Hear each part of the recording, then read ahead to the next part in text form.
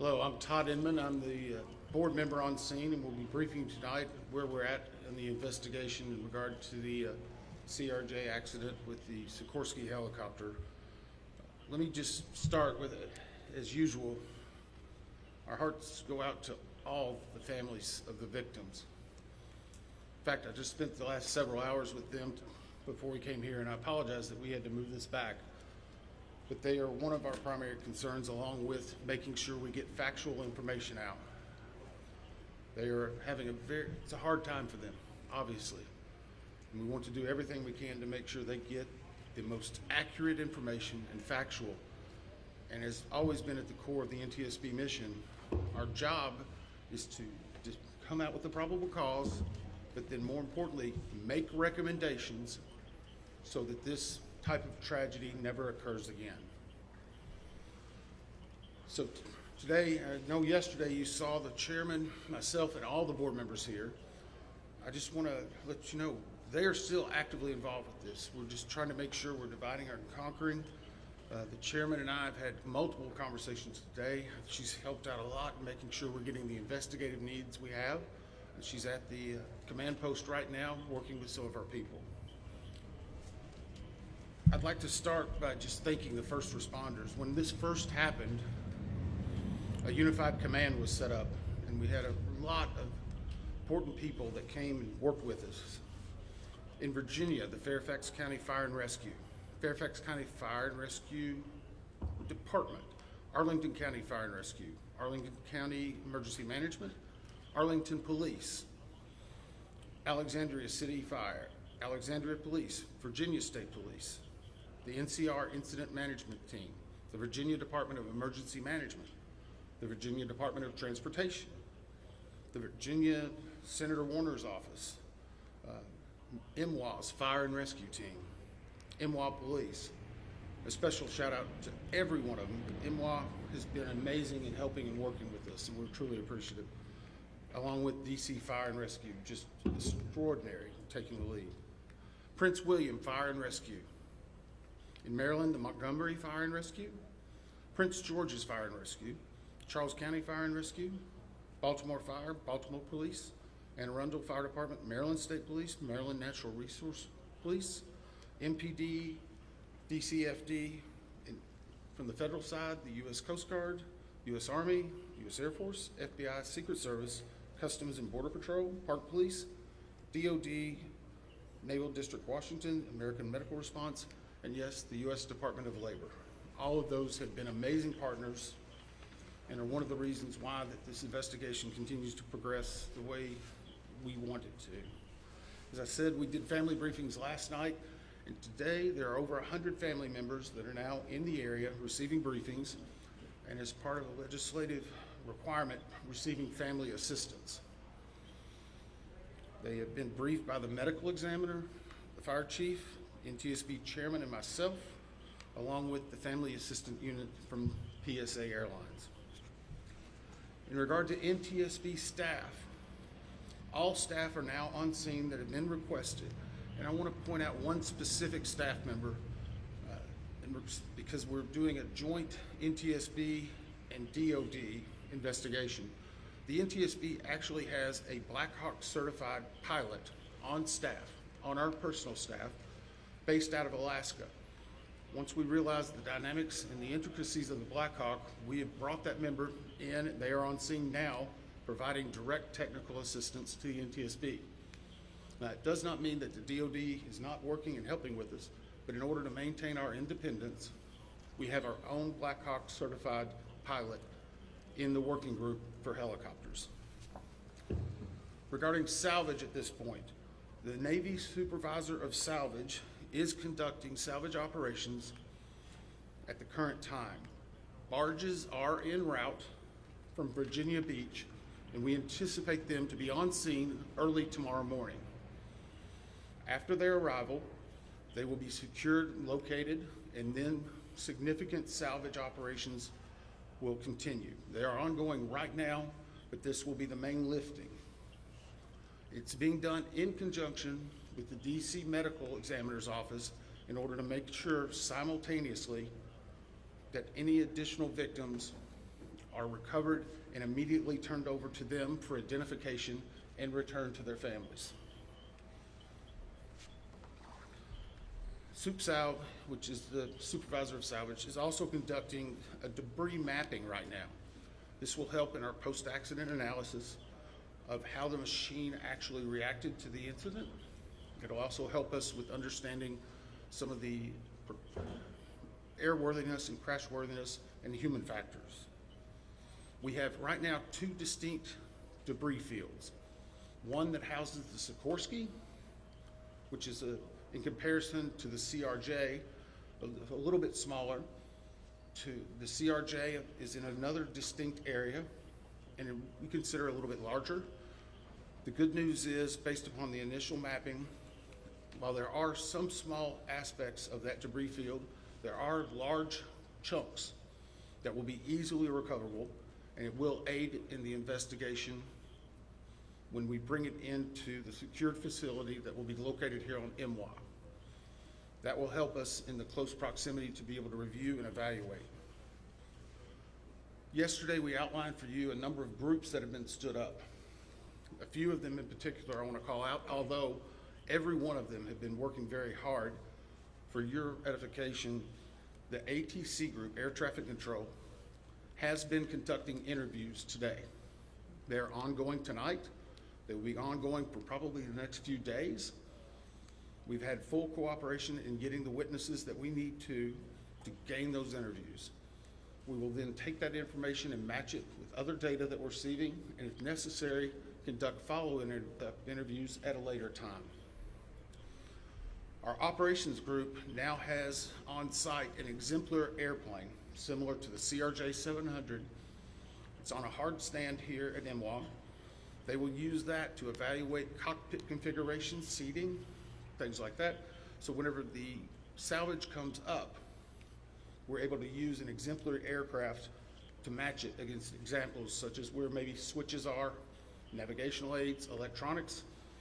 It is almost the exact same configuration as the incident aircraft.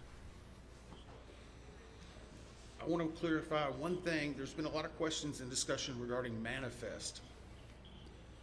Let me make this very clear. The NTSB will not and has not released a manifest. We have not in our history, not in our past. We will not be in this accident.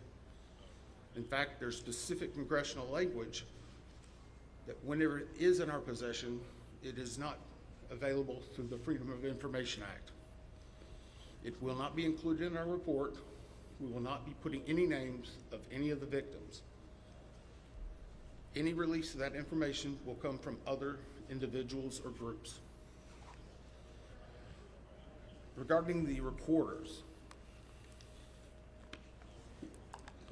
as many of you saw last night, we recovered from the CRJ 2 separate recorders. One was a FDFR, that is a flight data recorder. FD. That was actually in what we consider good condition. As part of that process, it was soaked in alcohol overnight.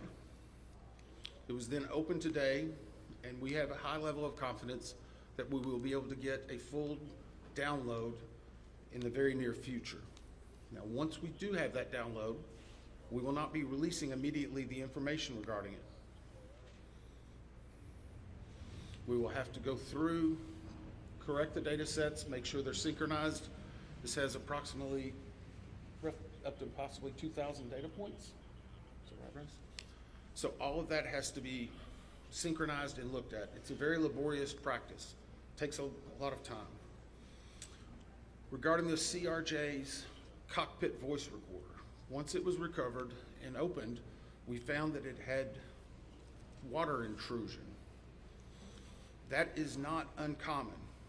It is not an unusual event for us to receive a recorder with water intrusion. We deal with that all the time. Our recorder division is one of the best in the country, in the world actually. We have recorders sent everywhere, so there's a step. The CVR was soaked overnight in ionized water. at which point the team put the CVR into a vacuum oven in order to extract moisture. They are still checking electrical connections to determine if they're ready to try a download. It is one step of many steps that we will take in order to get that data, but we have a very high level of confidence that we will have it. We just have to work through a number of steps. Lastly, on recorders, the Sikorsky, where the CRJ has two separate recorders, the Sikorsky has a combined cockpit voice recorder and digital flight data receipt recorder. It's in one box. I can report to you now, we have recovered the Sikorsky black box. It is safely at the NTSB headquarters. It will begin an evaluation, just as the other two recorders did last night, to determine when and how to take action. I can tell you from a visual inspection, we saw no exterior damage that would indicate that it was compromised at this time. So we have a high level of confidence that we will be able to have a full extraction from that as well. Those are some of the significant updates we have right now. Obviously, we'll be doing some more in the essence of time and making sure our team gets back. I think we're going to be able to take maybe 4 or 5 questions. I'll call on you and I'll repeat it. So we'll try to play that game a little bit, please. Right here. Thank you very much, Bill. Your name and outlet, please. Jonathan Kersley from Channel 9 Australia. Captain Sully Sullivan, one of the heroes of the incident on the Hudson, has said that he has said we absolutely should be reviewing airspace, not just here but in other places, where there's a complex mix of traffic. Is he right? Is there time for a permanent shift in DC and across the country to keep airspace safe and separate between military and civilian air? So the question for those watching, is it this time now for us to possibly deconflict or change some of the airspace where military aircraft operate with commercial aircraft? I can't give you a definitive answer on that. What I can say is in this incident, it should not have happened. We have in aviation what's called a Swiss cheese approach, wherein if something fails, a backup should catch it. Multiple layers of redundancy. It's been a very long time since we've had a major aviation incident in the United States, and that's the reason why it's one of the safest forms of transportation in the country. But the only way they do that is by investigating what happens now and then making recommendations in the future. Again, the NTSB has done 100,000 aviation investigations. We've issued 15,000 recommendations. Over 84% have been accepted. Once this investigative report comes out, we will be advocating probably for years for changes that need to be made, but we'll not speculate on what needs to be done until we have the facts. Hey, I'll call on people. Sorry.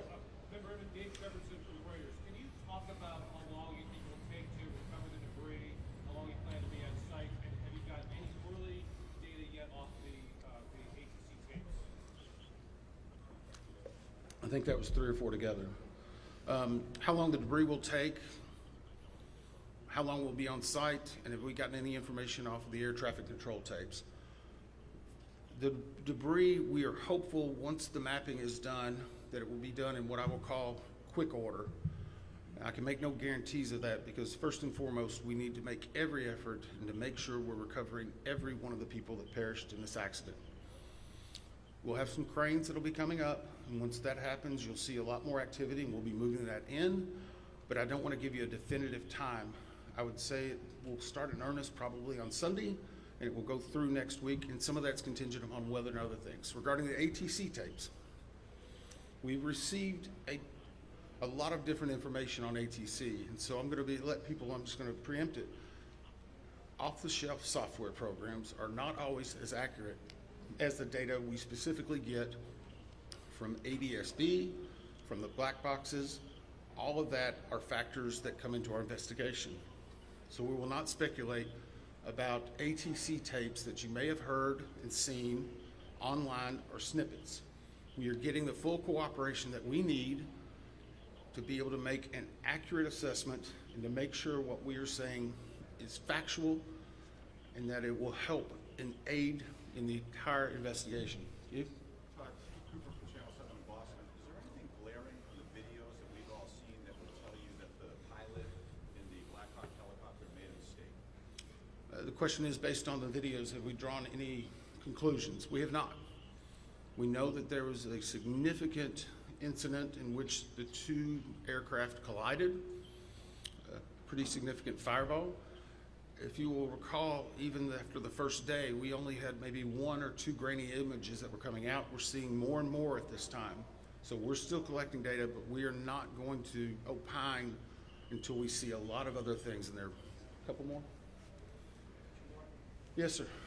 On team with CNN, how critical is it to interview the controller in the tower cab? And how concerning is it to you, the reports that that controller is working 2 positions at the same time? So the question was, how critical are the air traffic control interviews and basically staffing? So air traffic control interviews are critical. That's the reason why there's a process in place. That began immediately after the accident. It was preservation of that evidence. It was immediately taking down notes, getting logs, all that information. We will go back and look at any air traffic controller that was involved in this. We'll go back and look at their past probably 72 hours, even 2 or 3 weeks. We'll look at their training, their hiring, everything, what they probably ate that day. But it is not one point that tells us everything. It's layered into a lot of other information that's very critical. Regarding staffing, the FAA has had a very robust plan in looking at staffing. Obviously, we'll be looking at not only staffing that day, but progressively staffing. How many people, what job functions they were doing, were they being combined, were they not? What was the weather outside? What was the number of landings? I recall back during COVID, 1 runway was being used, runway 1, that was the only one. 33, as traffic came back, started being opened up. So we would look at changes in traffic patterns, construction at the airport, all of that. It all paints a very big picture. Can I just follow up on that? Who are you? Sorry. Oh, sorry, we owe APD. Have investigators interviewed air traffic controllers at this point? The question is, have we interviewed air traffic controllers? Yes. I think I started with, Were they working at the time? sorry. They were working at the time? I'm sorry, clarification. Was it an air traffic controller that was working at the time of the accident? Yes. Yes.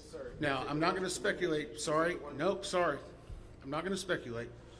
The next question is, was there 1, 2, 3? I don't have the answer for that right now. I know that the controller that was working at the time has been interviewed, and his interviews are ongoing throughout the day. Yes, ma'am. Last one.